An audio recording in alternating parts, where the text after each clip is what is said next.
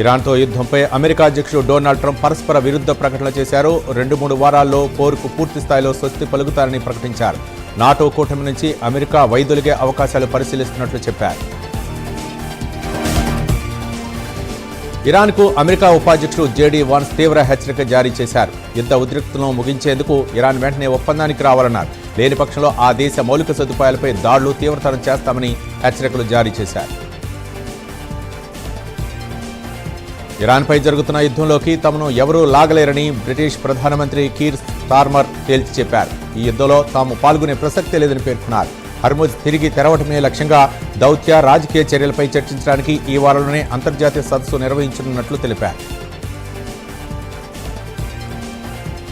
Kuwait అంతర్జాతీయ విమానాశ్రయంపై Iran దాడులకు దిగింది. అక్కడ ఇంధన నిల్వ ట్యాంకులనే లక్ష్యంగా చేసుకుని డ్రోన్లు ప్రయోగించింది. ఒక ట్యాంక్ పేలిపోయి విమానాశ్రయంలో భారీగా మంటలు చెలరేగాయి. జన్మదా పౌరసత్వం కల్పించే అంశానికి సంబంధించిన కేసుపై అమెరికా సుప్రీంకోర్టు విచారణ చేపట్టింది. ఈ విచారణకు అధ్యక్షుడు డొనాల్డ్ ట్రంప్ న్యాయస్థానానికి హాజరయ్యారు. సుప్రీంకోర్టులో మౌఖిక వాదనలకు హాజరైన తొలి సిట్టింగ్ అధ్యక్షుడిగా ట్రంప్ నిలిచారు. బాల్రూమ్ విషయంలో అమెరికా అధ్యక్షుడు డొనాల్డ్ ట్రంప్కు న్యాయస్థానంలో గట్టి ఎదురుదెబ్బ తగిలింది. $400 మిలియన్ విలువైన బాల్రూమ్ నిర్మాణం కోసం వైట్ హౌస్ తూర్పు భాగాన్ని కూల్చివేయడాన్ని US district judge Richard Leon తప్పుపట్టారు. పనులు తక్షణమే నిలిపివేయాలని ప్రభుత్వ యంత్రాంగాన్ని ఆదేశించారు. ఇండోనేషియాలో భారీ భూకంపం సంభవించింది. రిక్టర్ స్కేల్పై భూకంప తీవ్రత 7.4గా నమోదైంది. టెర్నెట్ ఐలాండ్కు 127 కిలోమీటర్ల దూరంలో మొలుక్కా సముద్రంలో భూకంపం కేంద్రం ఉన్నట్లు యునైటెడ్ స్టేట్స్ జియాలజికల్ సర్వే వెల్లడించింది. అంతరిక్ష ప్రయోగంలో మరో చారిత్రాత్మక ఘట్టం చోటు చేసుకుంది. చంద్రుడి వద్దకు మానవులను పంపేందుకు ఉద్దేశించిన ఆర్టిమిస్ 2ను అమెరికా అంతరిక్ష సంస్థ ప్రయోగించింది. 4 వ్యోమగాములతో కూడిన ఓరియన్ రాకెట్ ఫ్లోరిడాలోని కెన్నెడీ స్పేస్ సెంటర్ నుంచి జాబిలి దిశగా నింగిలోకి వెళ్లింది. రష్యాలో ఘోర ప్రమాదం చోటు చేసుకుంది. ఆ దేశ సైనిక రవాణా విమానం కుప్పకూలింది. ఈ ఘటనలో 29 మంది ప్రాణాలు కోల్పోయారు. రష్యా సైనిక విభాగానికి చెందిన AN-26 విమానం క్రిమియా మీదుగా వెళ్తుండగా ఈ ఘటన చోటు చేసుకుంది. చేనేత కార్మికులకు అండగా ఉంటామన్నారు మంత్రి అచ్చెన్నాయుడు. చేనేత కార్మికులపై విద్యుత్ భారాన్ని తగ్గించేందుకు చర్యలు తీసుకున్నామన్నారు. నేతన్నలకు నెలకు 200 యూనిట్ల వరకు, మరమగ్గ నేతన్నలకు 500 యూనిట్ల వరకు ఉచిత విద్యుత్ అందిస్తున్నామన్నారు మంత్రి. ఏపీ వ్యాప్తంగా 16 లక్షల మంది కొత్తగా వైసీపీ సభ్యత్వం తీసుకున్నారని మాజీ మంత్రి కారుమూరి నాగేశ్వరరావు అన్నారు. పార్టీ బలోపేతానికి అంతా కృషి చేయాలన్నారు. పార్టీ సభ్యత్వ నమోదు ప్రకాశం జిల్లాలో సక్సెస్ అయిందన్నారు కారుమూరి. నెల్లూరు జిల్లా కొవ్వూరు మండలం లేగుంటపాడులో ఎన్టీఆర్ భరోసా పింఛన్లను పంపిణీ చేశారు ఎమ్మెల్యే వేమిరెడ్డి ప్రశాంత్ రెడ్డి. గ్రామంలో 38 లక్షల రూపాయలతో నిర్మించిన వాటర్ ట్యాంక్, 36 లక్షల రూపాయలతో విలేజ్ హెల్త్ క్లినిక్ నిర్మాణానికి ఎమ్మెల్యే శంకుస్థాపన చేశారు.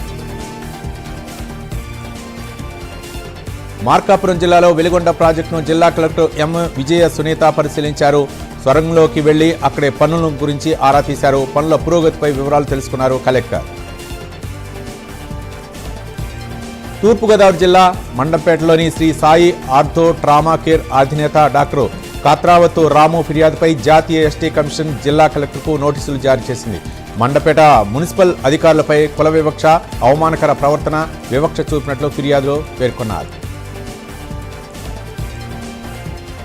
వరంగల్ 16 చింతతాండాకు స్రవంతి, ఆమె 2 పిల్లలు అంత్యక్రియలు ముగిశాయి. అంతిమ సంస్కారాల్లో స్రవంతి కుటుంబ సభ్యులు, స్థానికులు భారీగా పాల్గొన్నారు. భర్త 2వ పెళ్లి చేసుకోవడంతో ఇటీవల కూకట్పల్లిలో పిల్లలతో కలిసి తల్లి ఆత్మహత్య చేసుకుంది. వరంగల్ జిల్లా బోడ మాణిక్యతాండాలో ఉద్రిక్తత నెలకొంది. స్రవంతి 2 పిల్లల మృతదేహాలతో భర్త ప్రవీణ్ ఇంటి ముందు ఆమె బంధువులు బైఠాయించారు. న్యాయం చేయాలని డిమాండ్ చేశారు.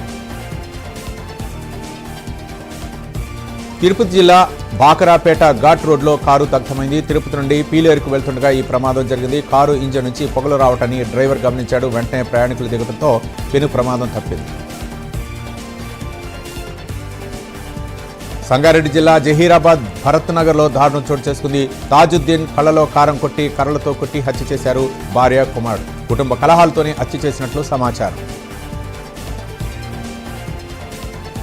పెట్టుబడుల పేరిట 30 కోట్లు మోసం చేసిన ముగ్గురిని నాగోల్ పోలీసులు అరెస్ట్ చేశారు. నెలకు అధిక వడ్డీ ఆశ చూపిస్తూ పెట్టుబడిదారులను వలలో వేసి కోట్ల రూపాయలు కాజేసిన మోసగాళ్లను పోలీసులు పట్టుకున్నారు. సుమారు 290 మంది నుంచి 30 కోట్ల వరకు వసూలు చేసి మోసానికి పాల్పడిన ఘటన ఆలస్యంగా వెలుగులోకి వచ్చింది. నేరేడ్మెట్లో ఆర్థిక నేరాల విభాగం కార్యాలయాన్ని మల్కాజ్గిరి పోలీస్ కమిషనర్ ప్రారంభించారు. ఆర్థిక నేరాలను సమర్థవంతంగా అరికట్టే లక్ష్యంతో నేరేడ్మెట్లోని సిపిఓ ఆవరణలో నూతనంగా ఏర్పాటు చేసిన ఈఓడబ్ల్యూ పోలీస్ స్టేషన్ను ప్రారంభించారు. అనంతరం కమిషనర్ అధికారులకు దిశానిర్దేశం చేశారు.